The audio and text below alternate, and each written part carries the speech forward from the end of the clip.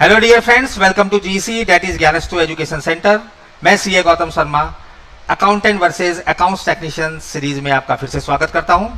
आइए आज की वीडियो में हम जाने कि जीएसटी से रिलेटेड एक और टॉपिक के बारे में जानते हैं जहां छोटी सी मिस्टेक होती है और उस मिस्टेक के बारे में समझने की कोशिश करते हैं। एक जीएस इंटरप्राइजेज एक ट्रेडिंग फर्म है जो रजिस्टर्ड है अंडर कंपोजिशन स्कीम। ये मैं हाईलाइट कर देता हूं, कंपोजिशन स्कीम, इसमें वो रजिस्टर्ड है।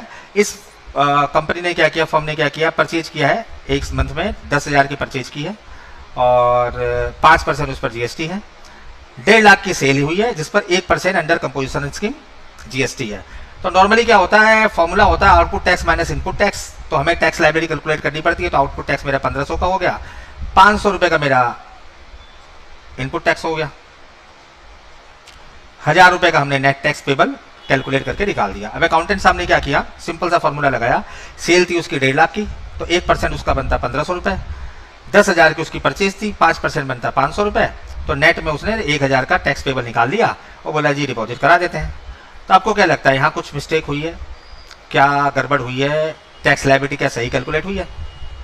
ये क्वेश्चन मार्क है।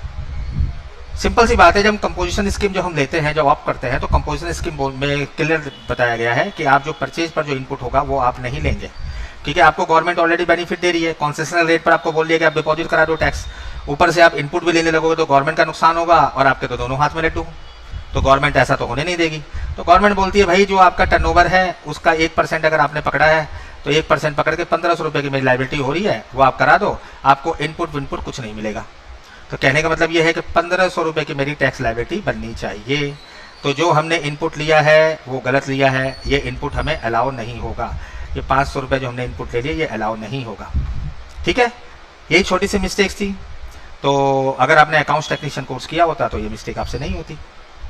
तो इसलिए नीचे दिए हुए नंबर पर संपर्क करें और अकाउंट्स टेक्नीशियन कोर्स के बारे में जानें, जहां थियोरेटिकल और प्रैक्टिकल दोनों तरह की नॉलेज आपको दी जाएगी और आपको एक अच्छा अकाउंटेंट बनने में हम हेल्प करेंगे।